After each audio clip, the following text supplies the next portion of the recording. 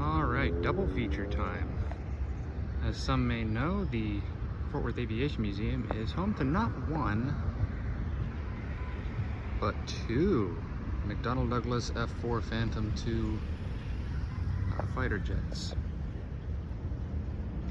On the left here we have the F-4S. This one was originally built as an F-4J. And then over here we've got the older Air Force F-4C. We'll start with the C model. You'll have to pardon the traffic. It's a busy morning here in Fort Worth.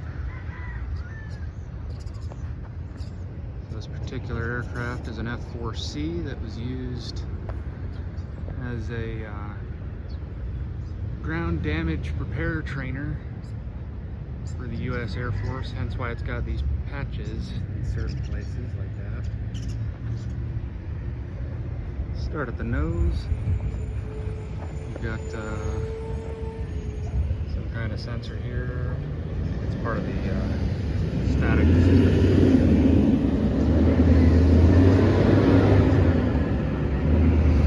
Nose wheel. Left-hand intake with the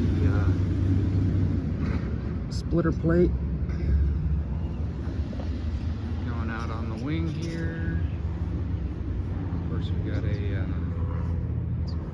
rail for bombs, missiles, fuel tanks. There's your main gear on the left. Of course, with the F-4s, the wing would fold right here. If I recall correctly, whether they're Navy or not, the wings can fold. But correct me if I'm wrong in the comment section. And here's where we would put our General Electric J79 turbojet engines if we had them. And of course, here we have the arrestor hook / emergency landing hook if you're in the Air Force. I got it all hooked up here. There's your tail fin. Horizontal stabilizers, which on the F-4 have never quite been horizontal. They got a significant bit of anhedral to them.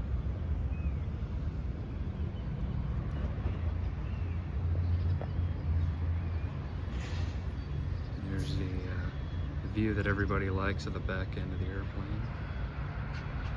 And the happy parachute section, along with the fuel dump.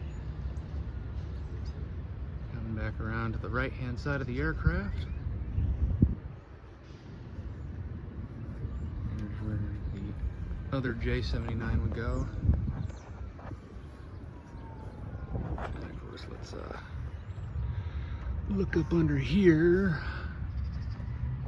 We've got the missile lines here for Sparrows. I believe there would be 4, 2 on the back here and 2 further up front. There's your right hand main right here. You got flaps. And then you got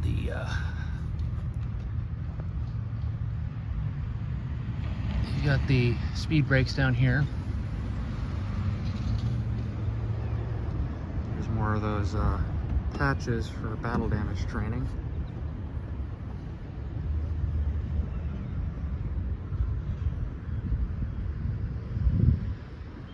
And there we have it. The F-4C Phantom II. Moving on to the F-4S. Start with the back on this one and move our way back around the front. Now this one is the Marine Corps colors, VMFA 333, aboard the USS America. I believe it commemorates the only time that an all-Marine Corps crew got an air-to-air kill in Vietnam. And here we have the the business end of everything on the engine.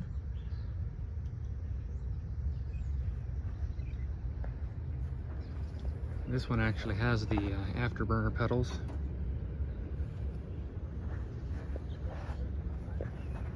And moving along with the wing. You got the flaps here. And the wing folds right here. Now the old F-4C has the hard wing, if I recall correctly, but this has the soft wing with the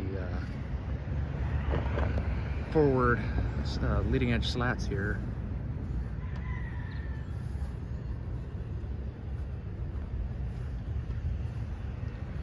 Of course, got the AIM-9 Sidewinder replicas on the main sponson here.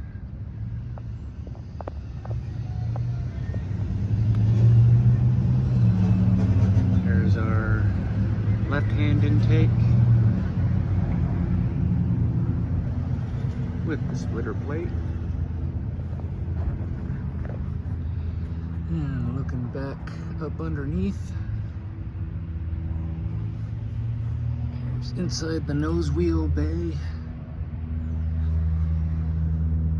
There's your nose gear. This is what I can only assume is a cooling intake for the radar. Correct me if I'm wrong in the comment section. Here's your nose cone. There's another cooling intake. There's your splitter plate and intake for the right-hand engine. And of course the Sidewinder replicas on the right-hand side. And the aircraft does need a little bit of TLC.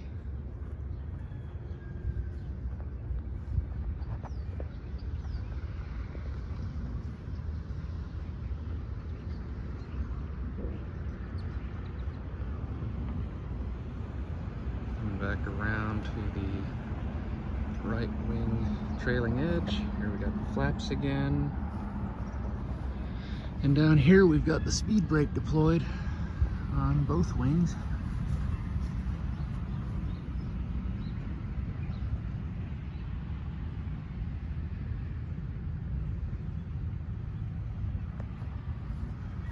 Trying not to bump my head. The right-hand engine. As you can see up here, it says QF4S. This one was modified as a target drone, but it survived that particular part of its service career and eventually made its way over here to the museum. There's your resting hook for landing on aircraft carriers whilst in Navy and Marine Corps service.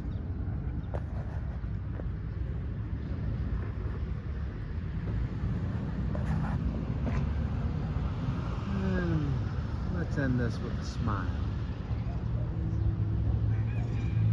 Well, this has been the F-4 Phantom II double feature at the Fort Worth Aviation Museum in Fort Worth, Texas.